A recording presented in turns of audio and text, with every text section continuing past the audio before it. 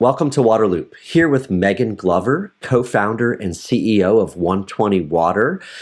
Megan, there's all this attention, all this activity around compliance with EPA's lead and copper rule.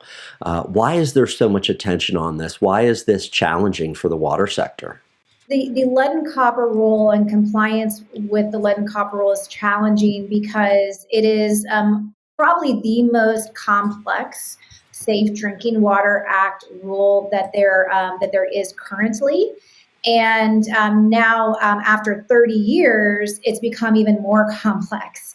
And there are a number of factors that we can talk about at a different time about why that's the case. But the net is every single person, whether you're a regulator or a very, very small system, is going to have to comply with the lead and copper rule and going to have to put more resources to the lead and copper rule. And you will probably find more lead because of the revised lead and copper rule, which then begs the question of, well, where are we going to get the funding to take the lead out? So complexity. We're asking water systems and regulators to do things they've never done before with limited resources. So again, it's just a very complex rule that everyone has to follow. And it's just putting a lot of burden right now on our water professionals. Sure. Could you kind of quickly tick off what some of those key areas of compliance are, some of the things that are really in front of the sector?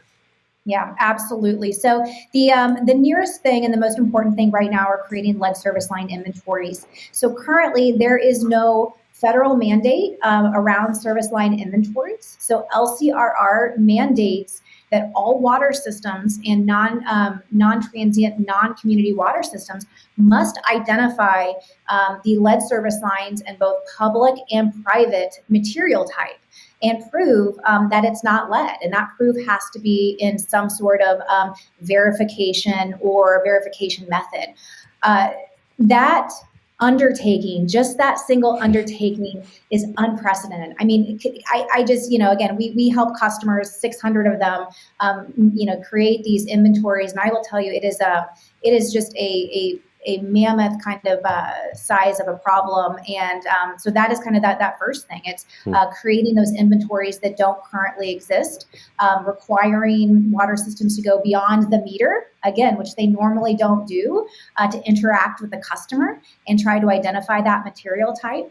Once they identify those material types, they have to create replacement plans. If they find lead, they have to create verification plans. If they don't know what that material is, they have to create communication plans and communicate with customers like they never have before based on that material type. The other big component that's coming up really quickly behind lead service line inventories are the testing of schools and childcare facilities. So that's, again, something that water utilities have never had to do before. So creating that universe of eligible schools and daycares and then testing them over the next 5 years. And then finally, there are some changes to the sampling protocols as well as trigger level and action level exceedances, which again is just a new way of sampling and a new kind of threshold for action that utilities are going to have to monitor more closely.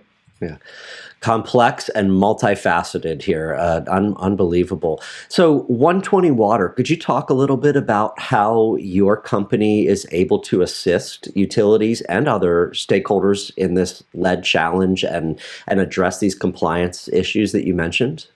So at 120Water, so we have a platform, and that platform is both software and services, and we help water professionals across the municipal market really comply end-to-end with LCRR and other lead remediation programs. So we work directly with state regulators on various lead programs and the compliance thereof, all the way down to small rural and tribal communities, because compliance is compliance. It's just on a different scale, right? Whether you are a Denver water versus a very small, water system. So how that works is we help our customers manage the data. We help our customers run the programs that are associated to compliance. And then we help our customers report and do the necessary reporting and communications to various stakeholders, whether that is the community stakeholders and residents, all the way up to the state regulators, and then ultimately the federal regulators. Again, just so many different levels and directions with all of this that you have to be involved in. And I think you mentioned working with like 600 different entities. Yeah, we work with over 600 water systems, but thousands of accounts, because many of our customers may own or operate many different water systems. So all in, we have a customer base of over 2,000, and then we're in 41 states. And I think the other thing with at 120, because we are so end to end, either directly with what we do or the service provider network that we bring in, we've probably seen every model of how these programs are operated at this point. I think we have nearly 1 million locations under inventory management. We've done tens of thousands sampling events. So we really are bringing that like boots on the ground, have walked in the shoes of our customers for the last 7 years. Yeah. I wanted to also ask you a little bit about kind of the momentum that's around this right now. There's Flint obviously really renewed the attention on lead, and it's become a big focus for the country at higher levels. You were even just at an event at the White House recently, really trying to accelerate lead service line replacement. Could you talk a little bit just about that attention that's on this issue and what it's like to be part of such a big effort?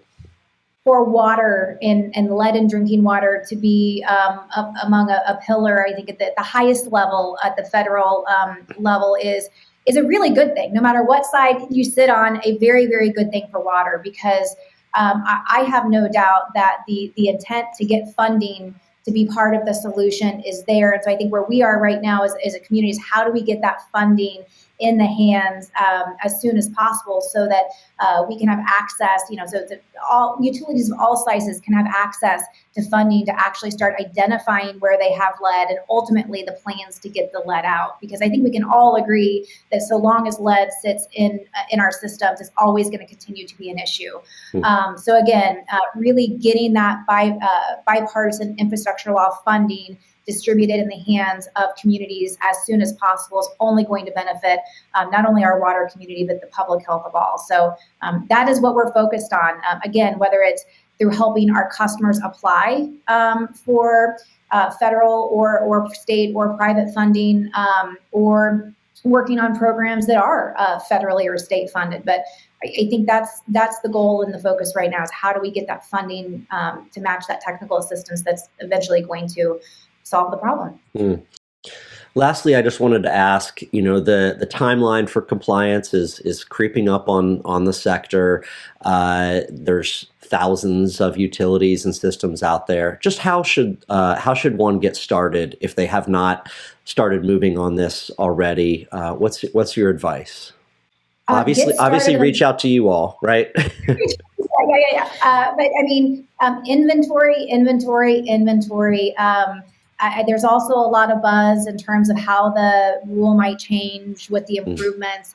But I can tell you unanimously, from the EPA down, those inventory requirements are not going to change. If anything, they're going to get harder. So if one has not even thought about their inventory, or they're dragging their feet, please don't. Please don't. Please get started on that as soon as possible, because once you know the scope of the data and the scope of the problem, then you can actually start focusing on the next step. So again, just don't be afraid to take the first step, whether that's calling us or anyone else who works in the industry, really trying to create these inventories. Perfect. Well, Megan, thank you for the information. Definitely look forward to following along to all that's happening around the lead and copper rule and compliance over the next months, years here. So thank you so much. Thank you, Travis.